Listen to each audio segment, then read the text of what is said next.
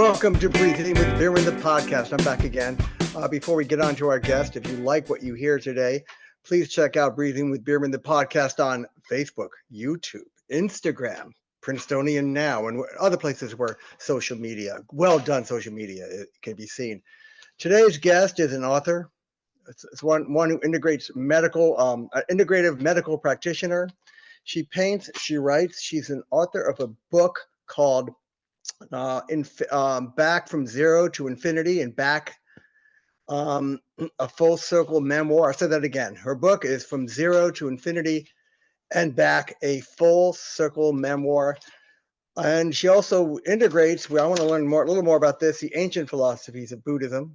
We heard a lot about that. I mean, during modern times and how it should be practiced, and ancient times and how it's practiced today. And I can't even pronounce this, but I'll try. Vedanta. Please welcome Priti Tandon. Did I get your name right? Priti. Yes, did. Okay. Nice to meet Hi. you. We met a year ago at Surinda's house, and I remember I gave you my card. I go, well, a lot of people don't get back to you, but you got back to me. After a whole year, yes. Well, that's fine. Anytime. It's not like I do have some people lined up, but no, I appreciate that people remember and do things. And in this world today, maybe this fits into your integrative medicine, Buddhism, meditation, writing. A lot of people talk this game, and it seems to me it even gets worse. They talk about, we're going to do this, we're going to do this. I'll get back to you. I've had job interviews in the past, and they don't even give you a reply when you want to know what's happening. So it's nice when that happens. Oh, that's interesting. That means you do a whole varied stuff over here, where you in this podcast. It's not just meeting with the local people with their talents. Oh no, yeah, I try to harvest the intelligentsia. Normally I wouldn't even do an interview like this because I don't want to do like a PCA. I was telling my wife, like public service. But I looked at the book, I read it, I've talked to you, and I think it'd be interesting, unique, and insightful. And that's what is this? When I first saw the title of the book, I thought about like a race car driver. I mean, what went on in your life? Did something bad, traumatic? I mean, why the title of that book, and what do you want people to get out of the book? Right. Yeah. So that's the cover. I mean, I don't know if you can see it. It's my A little artwork. blurred. No. Oh. You know why? Because it's me. It's my fault. I'm gonna fix that because I have used a blurry. All right. There we go.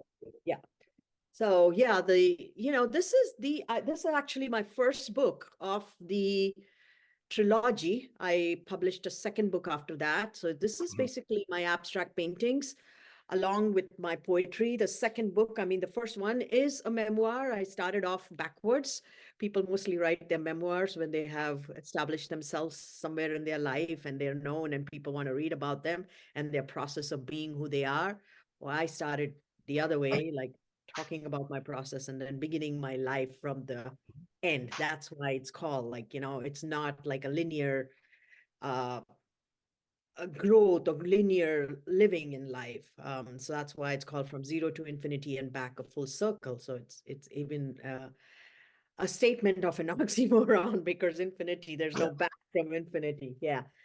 So that was the whole idea. But this book, if you get a chance, I mean, right now they are in the Hopewell Library in Pennington, or Mercer Library, and also in Princeton Library Circulation. My second book, which I continued my work, and it's called And Now This. Also available on Amazon too, right? Amazon, It is, yeah. Right Barnes and now Noble. they are self-published on Amazon, but I'm working with a publisher in New York to have these out in the city, hopefully in retail stores, so people can have more access to what I have to say out here. Vedanta, it's a very lofty word, and a lot of people have not had much knowledge or information about it. It's really, I myself have not really read any of the Vedantic scriptures. They are ancient scriptures on which the Hindu tradition or the religion is based, if you use the word religion, but it's a way of life. It's a Hindu way of life. And those are transpired from these poetries or Vedas, whether in form of poetries that the rishis or the seers or the enlightened ones would put their vision in form of poetry. So these books are kind of inspired from that idea. That's what I meant by what I've written in here. But I myself personally have not read the scriptures. I do know some of the Sanskrit. I do know some of the chants from the scriptures that I have learned in form of poetry. But my training has not been in the in traditional yoga training, except for what I've done on my own. Going to India and learning on my own and reading on my own and learning from different teachers, and that has brought me into this journey where I'm right now. This also eventually led me to open up uh, a way to give this knowledge, share this knowledge, bringing in the integrative medicine portion of me, which is my formal education is in healthcare. I'm a clinician. I was trained as a physician and anesthesiologist in India. I came to America in 93, and since then I've been here. I took a sabbatical raising my daughter, and then I decided I wanted to go back to practice medicine. I was at that time also teaching yoga and continuing, and that has been my journey. I've never left that journey, which I started in my 20s. Um, and yeah, and then going into graduate school and being a PA, I've been practicing as a physician associate. But the whole idea of bringing this, being a trailblazer myself, being burnt out in healthcare profession and learning that we are living in the Western disease model, I wanted to bring that change to where this whole transition is going as we are living in the wellness model. We are living in longevity. We are no longer living in the fright and flight mode. We are thriving. We are changing. We are evolving. And we are really, getting a good hybrid of the AI in the intellect of the technology Oh yeah. along with the human. I mean, look at your eyes roll. I mean, that's what's happening really right now. I mean, what is this? This interaction that you and I are having is, it's a fusion. We are real people, and yet we are kind of um, have this AI portion of it working together to connect, Right, right. in a global With way. positives and negatives. So what's the compare and the contrast though? So you ran in, you for full throttle, as my wife will say, at least in the US, you care too much about money and time, not enough about people. I don't know how India looks at it, but Yeah. so you want to compare and contrast and how you want to try to integrate. Yeah, how do you cure the Western mind that gets frazzled, uptight, doesn't return phone calls, and is too focused maybe sometimes on the wrong things? I don't know. I know. It's very interesting. Well, if I would not use the word as wrong with the Western mind, or I don't see anything wrong in any kind of minds. It's just that it's a little chaotic. This is a period of time of chaos. Chaos is part of creation whenever there is a change, and especially since the 2020, since the transition, the pandemic, everything is changing, and some changes are quick while others are taking longer. So, Right. um, yes, the whole capitalism part of it also boggles me. I mean, we all need the basic security, financial security. We need food, shelter. We need comfortable, warm clothing. We want to be, as humans, comfortable to be able to thrive. But that is a limit of what the money can do. And I think, unfortunately, we are so um, caught into this whole um, what do you call it, the philosophy of capitalism, that we put all our forces and all our energies into those very basic needs, which is your root chakra, your root, and yeah, but there is so much else to us humans, Right, as right. connecting the heart, feeling of awe, feeling of admiration, the art, the beauty, the music, and caring about people, of humans, as Of course. understanding we're all, if you feel like you're struggling within, then you realize that this is what the humanity is experiencing. If you're experiencing joy within, then we realize that that is an energy that is transmitted, that is Right, right. a vibrational energy, which is going out everywhere and coming back in the same token. Right. That's Yeah, I it. want to say, yeah, I dig my life. Don't get me wrong. Capitalism. I think and it's great to what we have here. And I don't worry about. I'm not in a war zone. I don't have to worry about being eaten or possibly killed. Yeah, so it's great. But the excesses, and you're saying that we have to. You touch on so many things there. I mean, we can go into. Was there like a karma type connection? The vibes you send out affect everything else and come back to you. Is that what you're saying? So if you're in a negative mood or frazzled mood, obsessive mood, it affects the whole world. Is that what you're saying? I'm not saying that it affects the whole world, but it's the lens, your vision of the world is created with that lens of whatever is going on internally. You know what I mean? Like if you, for example, are saying that you're experiencing a hurt or anything like that, that's what we view the world around us as Right at such. that time. Right, right, Right. Yeah. So that's what I mean by, and when we are in that state of equanimity, of calm, of our own inner joy, we're shining in our own light, and that's the light we transmit out. That's what we see outside. We see the light because it's a light from within that's projecting out. And also we transmit that light and we gain, it's like a very mutual experience. And that's why this whole work, the inner work that we are all humans are entitled to do and we are privileged to do, is to raise those vibrations, because we can't physically have that much control on changing the world at a very global level at that. We're not right, right. not in that power position, but the internal power is what I'm talking about. The power within changes us internally and causes that shift. Well, for you to do that, though, you have to stop, smell the roses, and get focused. And it could be hard, though, especially when you do have people. Again, we live in a privileged world here in the United States, but we do have. At the same time, you can't poo-poo what some people are going through, or losing a job, house foreclosure. I mean, what do you tell someone when they're going through something like a death in the family? I mean, all those things that happen as a practitioner or someone, I guess, a healer, if I can say that word, what would you say to that person when they're going through that? How could you help them? I mean, of course, you can't get rid of what's happening, but how do you help them Yeah, mitigate or deal or yeah. accept? Well, the main thing is, yeah, as the word you used, acceptance, accepting that and being present to that situation. The hardships are with everybody, myself being, I have, had What have my you own. gone through, though? What have you gone through that's been really hard and made that you've been able to use your Well, own powers?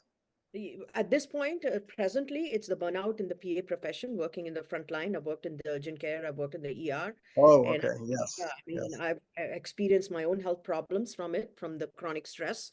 Was in the fright and flight where I experienced a physician's burnout, which is like almost the like the pandemic, or it's the consequence of the pandemic, I would say, on direct consequence on frontline workers. And I'm one of the frontline workers as a PA. Mhm. So yes, I have experienced that. I am experiencing financial hardships from that as well. But you just keep pushing through. These events are all tests in our lives, and our expectations and humans, and we are so like to be, it's a natural state our mind likes to be in. It's that comfort state, in the state of bliss, in the state of nirvana.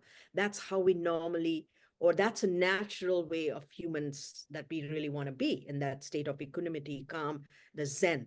But as you said, outside world demands us to act, to um, take action, to take focused action. Part of that action has its consequences. There are good and bad, which involves grief and it involves joy. It's a combination of both. And as humans, we have a natural tendency to run towards what's joyful, peaceful, happy, good, and run away from all the things that causes pain, grief, loss, financial losses you're talking about, foreclosure.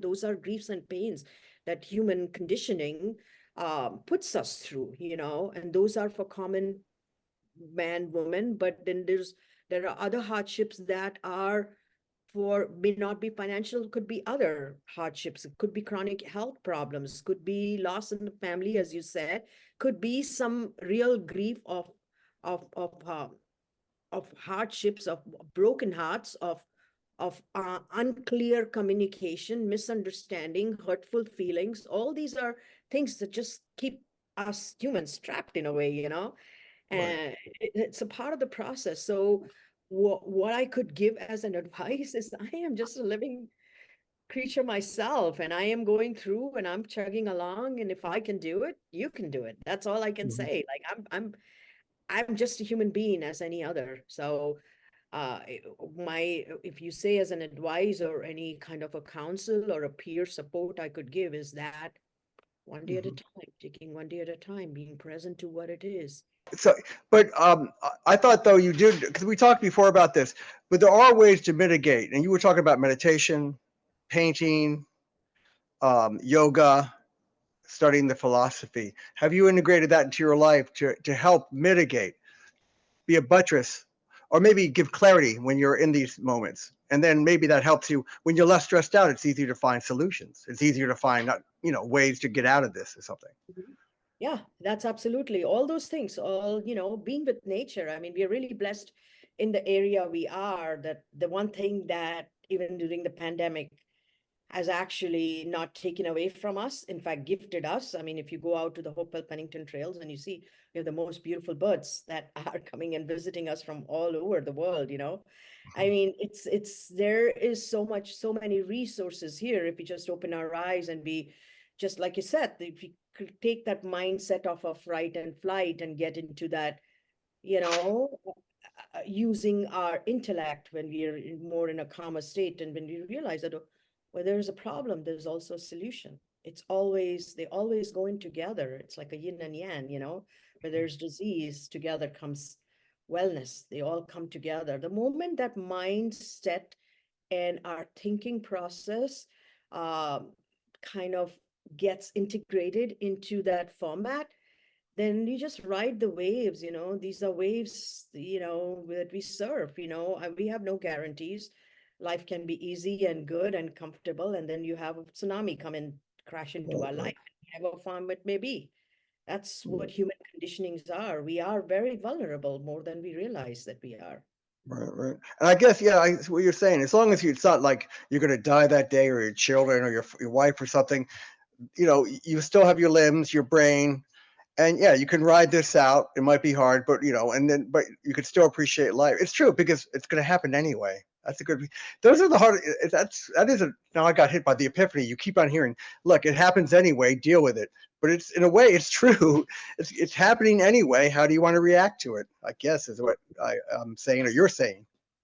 Yeah, I know. I mean, sometimes I think where the problem happens and when we get all logical and we get all like, what we do need to do next, taking action part of it. I Mhm. think we as Westerners living here in America, we get um tripped is when we use the word, all right, get on with it, all right, pick up your bootstraps, pick up Yeah, and yeah, moving. yeah. But sometimes when you keep doing that, you take action to improve your life situation, but those wounds and hurts that are there internally, they never get addressed. So True, they true. stay underlined and they are like, all right, we picked up the bootstraps. All right, we have an issue, we solved a problem, we keep moving. But sometimes just being in that situation and accepting, and that takes time, it takes process, and it's a lot of gift to be able to sit with that, because that, for me, like, not for me to address my deeper inner journey or my internal journey or self-realization, it comes at a price. I mean, when I'm doing that, I'm not able to do my external work. That means I have no source of income. That means I'm, financially going into that trap. So it's a balancing act, that we are living our internal lives and our external lives, and balancing that out really well to navigate life. That's what we humans do best. And when we are able to stay in that balance, then life just flows. And that's the flow of life, I think. So are you single now, or do your children grown, or so yeah? What is Yeah. this? What is this? So how are you surviving then? You stopped work. You didn't work for a while. You did work. You wrote your book. You did your paintings. Yeah. What's been this way been? been A like? lot, yeah. Yes, I am single right now. My daughter is the adult who's now getting married, so that's one big part of my life that was kept me very involved. That's my personal life. But as far as me, I'm trying to find a happy medium where I don't want to go back into that same trap, and when I'm just like churning the same uh hamster wheel where I'm not making any progress. I Right. want to be able to, and that's why I established this business conscious being, because I want to bring that one step up. I want to help I want to help whoever is available to listen to this, or be in here in that movement of conscious being, to get out of that sickness model. I've served patients in the urgent care center where they come in for a sick visit, and I'm just putting bandage on the situation. I'm not really able to go deep down because of the time factor and all the DSM criteria and all the the scope of practice we practice our medicine is. It keeps us very limited to addressing one particular cause, but sometimes that's just the root cause, and that may not be even the big problem. The big problem is what we humans are struggling from within. So the whole idea of conscious being, this movement, is to bring us to the root, to work with what is the root of the problem, Mhm. and find the solution. So that's the movement I am in here for. I'm putting up a So lot of my is energy. this going to be your job though? That's what I'm trying to get to. People come to your house and you're going to be counseling or showing them different ways. Well, right What now would? it's all virtual. Yeah, the Yeah. plan is to be all virtual, but um, I'm looking at different options. I want to continue working perhaps sometime in the urgent care setting, which I have done in the past, which I'm experienced to do and which I'm good at. So with that experience, I want to continue doing that work as I transition into this more of in-depth integrative medicine, bringing health with yoga, Eastern philosophy, spirituality, meditation, nutrition. I want to bring Ayurveda, and of course, arts, poetry, everything that draws us into the creative portion of it, into that beauty, joy, happiness, bringing more of that.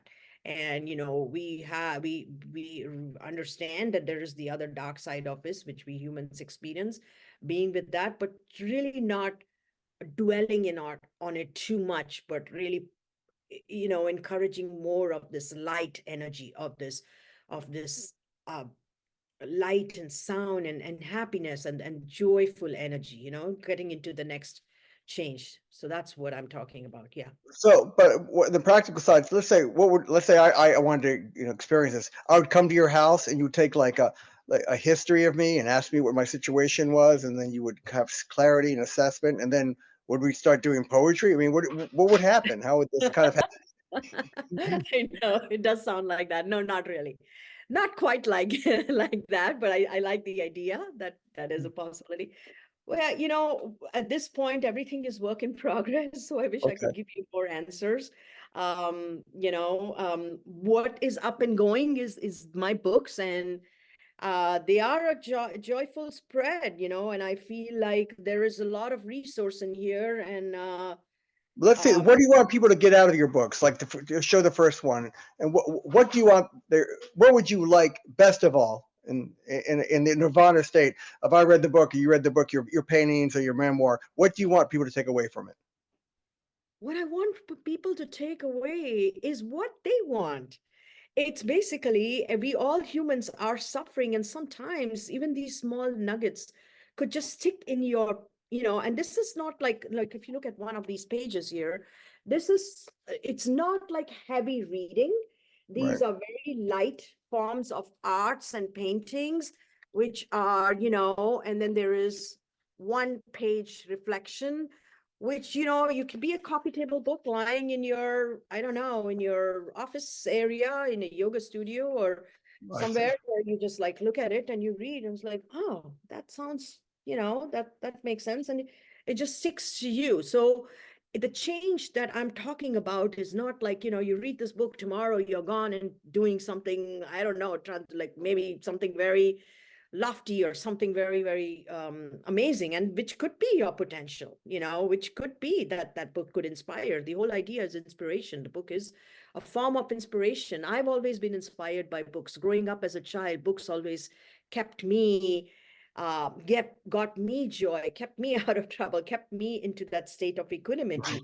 And I felt like this is my life. I can't imagine my life without books. So what better way can I serve with what my passion is and what I bring out my best in than in these books? So um Could you read could you read like some paragraph? Could you read some of the illustrations that go with the pictures? I yeah, know I'm putting you on the spot. You can be dramatic if you want. You can. okay, okay.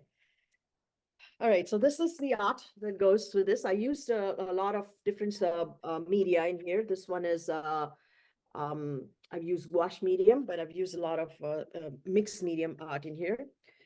So this one goes: confusion and chaos, treading carefully as blindfolded, walking with the third eye open, navigating through intuition.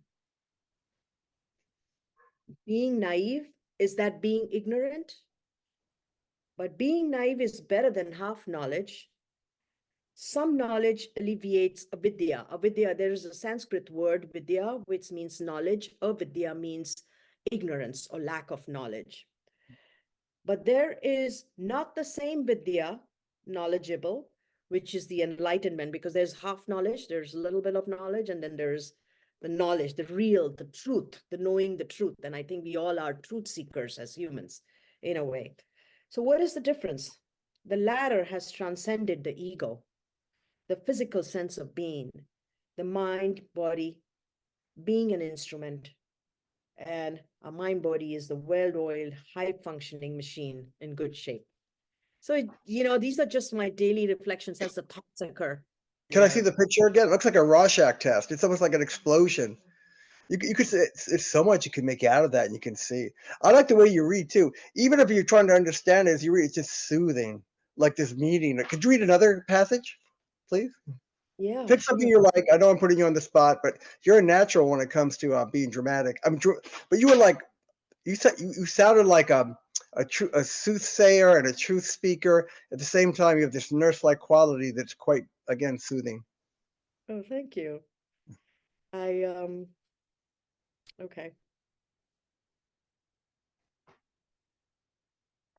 So this is another one. It's Those are houses. What are those houses? I was sitting by when I painted this. I was sitting in New Hope in one of the, I think it was a summer, and I was just there, and that whole looking through the Delaware River, across the river, just kind of brought some inspiration for me, and I just started to paint. So this is actually I just like the across. watercolors too. I like that. It's kind of French to me.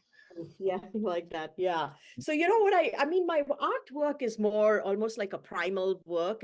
Sometimes you can say like a child's play, it's almost can be childish in a way, but the idea is at even a child's level, the ideas are It's stark to me. I'll tell you, it's stark, and it captures a time and place, and it tells a little story.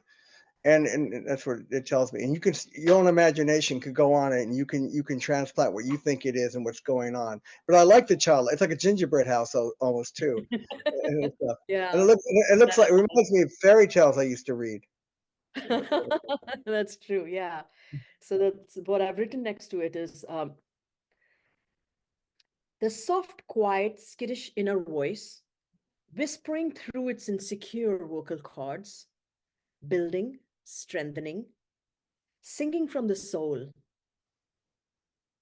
getting secure, voice in yoga with divine, soft, timid, insecure voice, singing the soul's truth, the universal truth.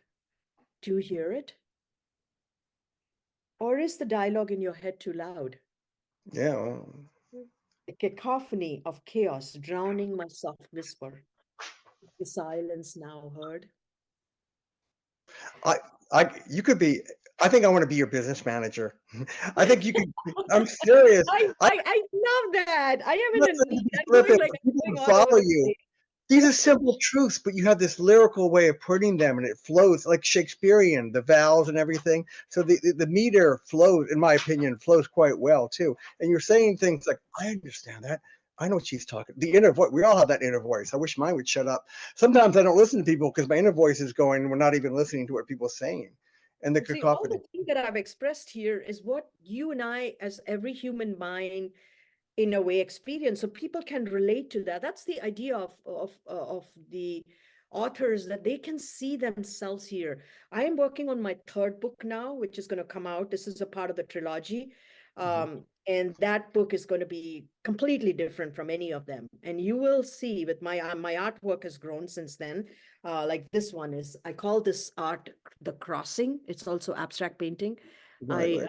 In my mind, it's like the Delaware River, and if you see, there's a boat and crossing from New Jersey to Pennsylvania. It's kind of like Salvador Dali meets the Delaware, though. I like it. To me, from here, it's things are dripping too. It's kind of trippy too. I like it in the colors. No, but Yeah, so you took in a very cogent way. You just take what people are thinking, but you put it in a nice lyrical, cogent way. And people are like, aha, I know what you mean. Now I know. That's what I was thinking, but I couldn't articulate it. And you're kind of articulating it, I think. That's what I feel. thank you. Oh, I appreciate that. That's exactly my idea. And I mean, I was very much inspired. I've had a lot of teachers that have inspired me. My medical journey from a physician to being a PA, to downgrading to being a PA, to coming to this realization of who really I am as a yogi, as a holistic practitioner, as an artist, a poet, as a complete being and a woman, bringing that all together. I mean, I definitely, my first initial, there's a story here, and everybody has stories. And if you're interested in listening to a very interesting story here. I would love to, but we have to wrap it up now. Okay, what time we have now? We have 3 minutes left. Okay. All right. Yeah. I see that 3 minutes, right? Yes. Okay. So I'm going to tell this 1 minute story because I'm a big fan of Deepak Chopra, and I kind of follow him and all on Instagram and everywhere. And somewhere, I guess the algorithms match. But anyway, taking a walk on New York City, I'm walking with my contract for my publishers for these books, to get them published. And I see him walking right in front of me, and I'm like, is Oh my this God. imagination? I know. Right. And I just stopped him. I said, hello, Deepak G, and I was like, look at this. And I'm so excited. I'm showing my contract. I said, I'm ready to go publish my books. I'm following your path, and as a physician, being a yogi, doing a lot of work on consciousness. And he's doing a lot of work on all the a lot of work on quantum physics and stuff like that, and spirituality, so I mean, my work is kind of on the same lines, except he's written a lot of text. I try to bring that out in form of poetry and short words. So that's why, I mean, my hope is that it reaches everybody and it's accessible to everybody. I mean, this is groundwork that I'm doing. I think it's even not, sometimes you just do the work and people are not even ready for it yet. So yeah, that could be, yeah, it's the railroad tracks, but the train's not there. And you should have asked Deepak to he's like the Oprah of, the consciousness stuff. That guy's huge. Bring him on. Well, maybe we can talk again. It went so awesome. Everything caught fire. The conversation just went, and we're gone. So you can buy your books on Amazon quickly. Tell me where they can find your books again and your name, and then we'll have to sign off. Go. Okay, Go. yeah, my name's Priti Tandon, and my books are on Amazon. The first book, as I said, is called From Zero to Infinity and Back, A Full Circle. It's a memoir. And the second one is called And Now This. That's it. It's called And Now This, So and now we have to stop. But thank you, Priti Tandon, and bring Deepak on next time. But I hope so. Well, I did meet him. Namaste. Bye. Okay, bye. Nice meeting you.